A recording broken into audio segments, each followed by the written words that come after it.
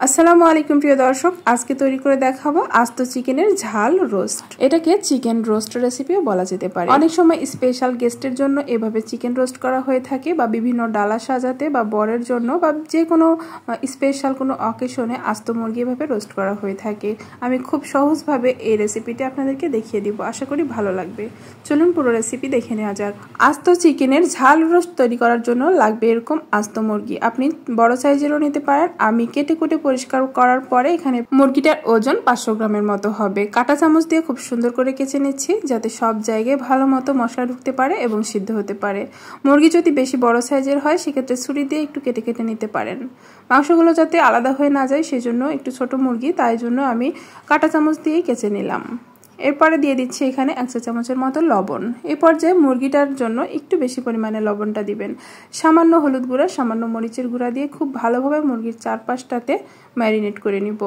লবণটা বিশেষ করে সব জায়গায় মাখিয়ে নেবেন। অন্য কিছু না দিলেও হবে, শুধু লবণ দিয়েও যদি মাখিয়ে নিতে চান তাও মাখিয়ে নিতে পারেন। পেটের ভিতরে এবং সব জায়গায় খুব সুন্দর করে মাখানো হয়ে গেলে মুরগিটাকে আমি 10 মিনিটের জন্য রেখে দিব। এই ফাঁকে অন্য কাজ করে নিব। আপনি চাইলে রেস্টে নাও রাখতে পারেন, সরাসরি এভাবে নিয়ে ভেজে নিতে পারেন। আবার চাইলে এভাবে পা দুটো বেঁধে নিতে পারেন। তবে আমি সব পাশে সমানভাবে ভাজার সুবিধার্থে পা দুটো এই পর্যায়ে বাঁধছি না, এরকমই রাখছি। আর এই যে লম্বা গলাটা রয়েছে এটাই ফাঁকা অংশে একটু ঢুকিয়ে দিচ্ছি, এতে করে দেখতে ভালো লাগবে। আপনি চাইলে এমনিতেও রেখে দিতে পারেন। ম্যারিনেট করা হয়ে গেছে। এই ফাঁকে পেঁয়াজের বেরেস্তা করে নিব। এর জন্য একটা প্যান বসিয়ে দিয়েছি চুলায়। মিডিয়াম আঁচে 1/3 কাপ পরিমাণ সয়াবিন তেল দিয়ে 1 কাপ পরিমাণ পেঁয়াজ কুচি দিয়ে দিচ্ছি। পেঁয়াজটা তাড়াতাড়ি বেরেস্তা হওয়ার জন্য দিয়ে দিচ্ছি সামান্য লবণ, আর কালারটা সুন্দর করার জন্য দিয়ে দিচ্ছি এখানে আধা চা চামচ পরিমাণ চিনি। এতে করে কালারটা কিন্তু খুব সুন্দর হয়। এখন নেড়ে চেড়ে মিডিয়াম আঁচে মিডিয়াম টু হাই ফ্লেমে রাখতে হবে, তাহলে তাড়াতাড়ি বেরেস্তাটা হবে। আর এরকম কালার চলে আসলে চুলাটা অফ করে আমি তাড়াতাড়ি করে এই পেঁয়াজগুলোকে তেল ঝরিয়ে উঠিয়ে নিচ্ছি। বেরেস্তা হয়ে গেলে চুলাটা অফ করে দিবেন, তা না হলে উঠাতে উঠাতে বাকিগুলো কিন্তু পুড়ে যাবে। এখন এই বেরেস্তার তেলেই কিন্তু আমি মুরগিটা ভেজে নিব। এতে করে বেরেস্তার যে সুন্দর একটা ঘ্রাণ রয়েছে সেটা খুব সুন্দর করে এই মুরগিটার মধ্যে অ্যাডজাস্ট হয়ে যাবে। চুলাটা অন করে দিয়েছি আর মুরগিটাকে এরকমভাবে চেপে ধরে আমি এক পাশ করে দিচ্ছি, যাতে সাইজটা ভালো থাকে। তো এভাবে করে চেপে চুপে উল্টে পাল্টে মুরগিটাকে হালকা করে ভেজে নিব। খুব বেশি কড়া করে ভাজতে হবে না, তাহলে আবার মশলা ঝাল লবণ ঢুকবে না। তো এর জন্য মুরগিটাকে উল্টে পাল্টে সব পাশে সমানভাবে হালকা করে ভেজে নিব। দেখুন এই পেটের সাইডটা যাতে ভালো মতো ভাজা যায়, এর জন্য আমি দড়ি বা সুতা দিয়ে মুরগিটার পা বাঁধিনি, এটা আমি পরে বেঁধে নিব। তো দেখুন সুন্দর হালকা হলুদ কালার করে ভেজে নেওয়া হয়ে গেছে। এখন আমি তেল ঝরিয়ে এটাকে উঠিয়ে রাখছি। এখন একই তেলের মধ্যে 1 মুঠো কাঁচা পেঁয়াজ কুচি দিয়ে দিচ্ছি। পেঁয়াজটা নেড়েচেড়ে একটু নরম হওয়া পর্যন্ত ভেজে নেব। পেঁয়াজটা এখানে লাল করার কোনো প্রয়োজন নেই। একটু নরম হয়ে আসলে দিয়ে দিব পেঁয়াজ বাটা। এখানে 1/2 কাপ পেঁয়াজ বাটা দিয়ে দিচ্ছি। আমার কেটে কুটে পরিষ্কার করার পরে মুরগিটার ওজন 500 গ্রাম হয়েছে, আর ওই 500 গ্রাম ওজনের ওই সাইজের মুরগির জন্য আমি এই মশলাগুলো অ্যাড করছি। আপনাদের মুরগির সাইজ যদি বড় হয় তাহলে মশলার পরিমাণটা একটু বাড়িয়ে দিতে পারেন, অথবা আমি গ্রেভির পরিমাণটা বেশি পছন্দ করি, এর জন্য আমি মশলাগুলো যে পরিমাণ দিচ্ছি আপনারা চাইলে কমিয়েও দিতে পারেন। 1/2 কাপ পেঁয়াজ বাটা দিয়েছিলাম। এরপরে 1 চা চামচ করে আদা রসুন বাটা দিয়ে একটু পানি দিয়ে ভালো মতো নেড়ে চেড়ে নিচ্ছি। এরপরে পৌনে 1 চা চামচের মতো লবণ দিয়ে দিলাম। 1/2 চা চামচ করে হলুদের গুঁড়া, মরিচের গুঁড়া, ধনিয়া গুঁড়া, জিরা গুঁড়া দিয়ে দিচ্ছি। এখানে মশলাগুলো খুব বেশি দেওয়ার প্রয়োজন নেই। 1 চা চামচ ভর্তি করে দিয়ে দিচ্ছি শাহি গরম মশলার গুঁড়া। আমি কয়েকদিন আগে কিন্তু শাহি মশলার একটা রেসিপি দিয়েছিলাম, আপনারা চাইলে দেখে নিতে পারেন। এই মশলাতে গরম মশলার সব ধরনের আইটেম, জায়ফল, জয়ত্রী সহ সবকিছুই রয়েছে। আর যদি এই মশলাটা অ্যাড করেন, যে কোনো মাংসে বা রোস্টে আলাদা কোনো মশলা অ্যাড করতে হবে না। বাজার থেকে কোনো রোস্টের মশলাও কিনতে হবে না এই মশলাটা দিলে। আর এখানে স্ট্রং ফ্লেভারের জন্য আরও একটু তেজপাতা, এলাচ, দারুচিনি আর কয়েকটা গোলমরিচ দিয়ে দিচ্ছি। খুব সুন্দর করে মশলাগুলো ভেজে নিতে হবে, যাতে করে আদা রসুনের কোনো প্রকার কাঁচা গন্ধ না থাকে। অল্প অল্প করে পানি দিয়ে মশলাটাকে কষিয়ে নিতে হবে। এর মাঝে 3-4টা কাঁচামরিচও দিয়েছি। কাঁচা মশলাগুলো কষানো হয়ে গেলে এই পর্যায়ে দিয়ে দিচ্ছি কাজু বাদাম এবং কাঠবাদাম একসঙ্গে বেটে নিয়েছি। এটা প্রায় 2 চা চামচ থেকে একটু বেশি, 2.5 চা চামচের মতো হবে। রোস্টে কিন্তু বাদাম বাটাটা খুব মজা লাগে, আমার কাছে বেশি ভালো লাগে, এজন্য একটু বেশি করে দিলাম। এরপরে টক দই একটু ফেটিয়ে দিয়ে দিচ্ছি। এখানে 2 টেবিল চামচ থেকে একটু বেশি টক দই রয়েছে। এখন মিডিয়াম আঁচে মশলাগুলো কষিয়ে নিতে হবে।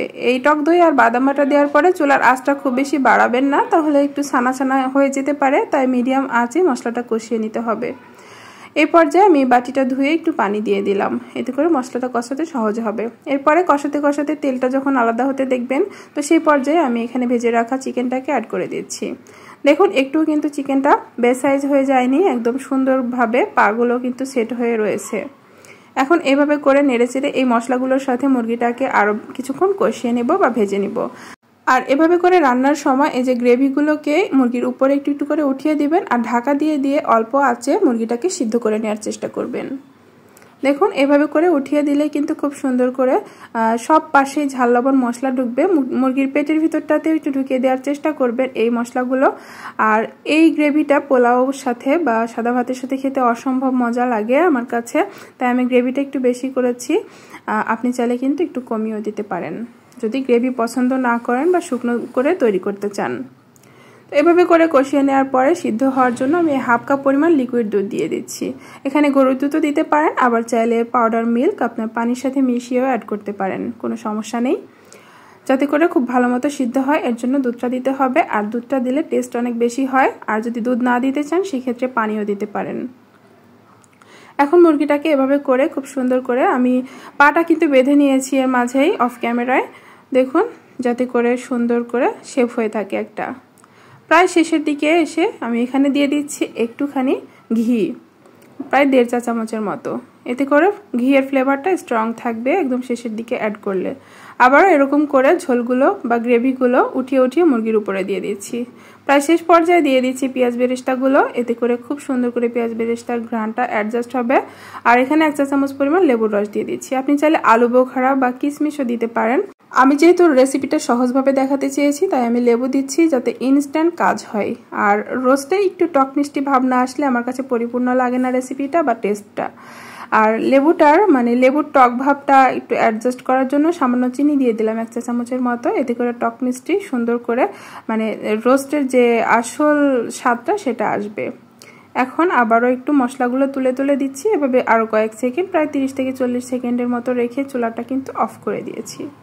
দেখতেই পাচ্ছেন কি লোভনীয় লাগছে, কালারটা ভীষণ সুন্দর হয়েছে। এখন আমি পরিবেশন করে নিচ্ছি।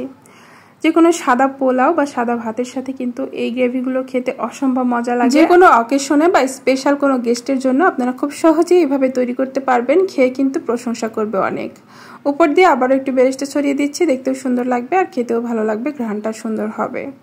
তো চিকেন রোস্টটা কিন্তু একদমই রেডি। এভাবে আপনারা চিকেন কেটে কেটেও রান্না করতে পারবেন। তো আজকের রেসিপি কেমন লেগেছে অবশ্যই কমেন্টস করে জানাবেন। ভালো লাগলে একটি লাইক দিবেন, ভিডিওটি শেয়ার করতে পারেন প্রিয়জনদের মাঝে, আর আমার চ্যানেল সাবস্ক্রাইব করে পাশে থাকবেন। আল্লাহ হাফেজ।